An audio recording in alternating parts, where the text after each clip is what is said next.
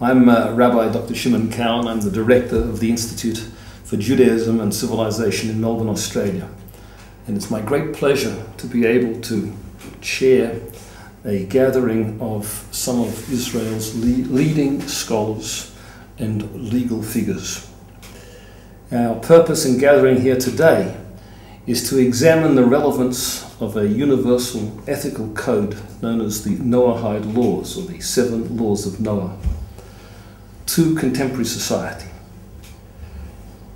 Now, before we proceed further, I want to introduce the company.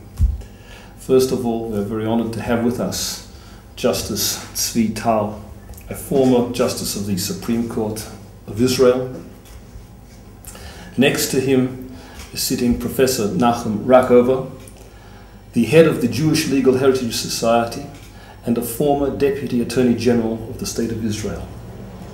And beside me here is Professor Enker, a professor of law at the law school of Ilan University and its founding dean.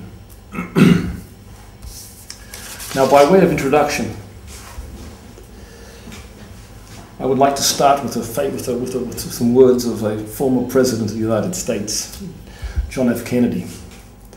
Kennedy said, "Peace is not established through treaties and conventions, but in the hearts and minds of men and women." We're living in a time where there is severe tension and conflict between cultures, both within states and between states. Political solutions do not seem to have been, purely political solutions do not seem to have been very successful. So therefore we turn to a very ancient proposition, and that is the notion of a universal ethic, a universal covenant, biblically based, which binds all of humanity, known as the Noahide laws. It has this name because Noah, the biblical survivor of the flood, is the father of all humanity. And he was enjoined biblically to keep 7 basic laws. These laws were in turn kept by Abraham, and they were reiterated at Sinai.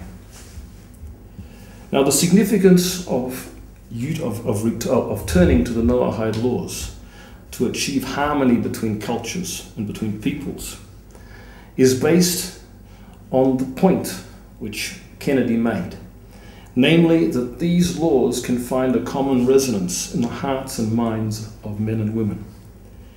And that proposition is in turn based on the idea that the human being, as it says in the Bible, was created in the image of God, which means that there is a common spirituality in the human race, and that common spiritual faculty is able to resonate with the universal principles embodied in the Noahide laws, which are biblically enjoined. When we turn to grassroots, when we appeal to humanity and to the spiritual faculty of humanity, we may be able to achieve a greater harmony than when we leave these matters to a purely political arena. Political interests tend to be particular. They unfortunately can very often be conflictual. But there is a common legitimacy in the Noahide laws, which stems from the fact that they relate to the common spirituality of humanity. Now, there is no need to propose a discussion which is wholly outside the framework of the world cultures and world religions. To the contrary, the Noahide laws, in their Noahide, their Abrahamic, and their and roots, are in fact the common property of all of the world religions. They could be described as the common root consciousness of the world religions. Judaism, Christianity, and Islam all stem from Abraham. They all acknowledge the 10 Commandments which were given at Sinai. And interestingly, we're told that we're told, and as a matter of fact, this is not just something which is transmitted in Jewish tradition, but it also appears in Indian scholarship, that Abraham sent certain of his sons to the east, and there they communicated certain fundamental principles relating to the eternity of the soul, so that Hinduism and even its offshoot Buddhism could be said also to bear some ultimate relationship to Abraham. So that 5 world religions, Judaism, Christianity, Islam, Hinduism and Buddhism, in a sense could all be said to have an Abrahamic root.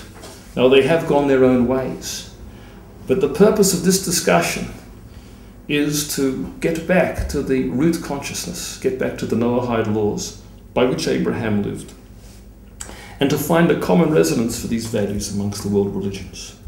And this has been this has also been the successful outcome of a number of interfaith discussions, seeking common ground.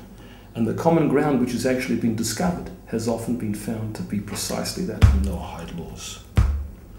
The Noahide laws offer a concrete plan.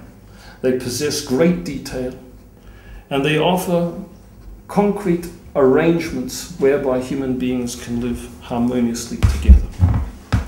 They teach a common respect. They direct us back to the biblical sources of the world cultures. And in that we can find a harmony between peoples, between Jews, Gentiles, between Gentiles and Gentiles, amongst all the nations and cultures of the world. Speaking from my own personal experience in Australia, I can tell you that the Australian head of state, the Governor-General, has personally commended the study of the Noahide laws in conjunction with the study of the universal features of the world religions.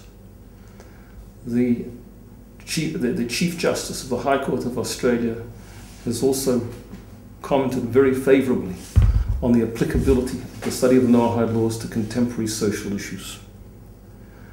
The State Parliament of Victoria, which is my own native state within Australia, has recently seen a forum in which politicians from both the government and the opposition, as well as independent parties, have all together endorsed the notion of the universal ethics expressed in the Noahide laws.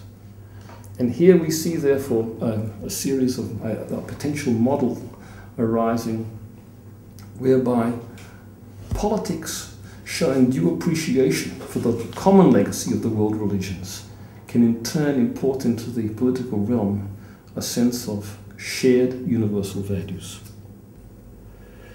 Now I would like to call upon Justice Tsvi to share with us his thoughts on how such precedents as the United States Congress endorsement of the Noahide laws in 1991 as the bedrock of society since the dawn of civilization, how statements of the Australian Governor-General, how the fact, for example, that founders of modern international law, Hugo Grotius, John Selden and others, invoked the Noahide law. How do you think these might be imported as precedents for a meaningful and actual discussion of the Noahide laws in contemporary Western societies, and Eastern societies for that matter also?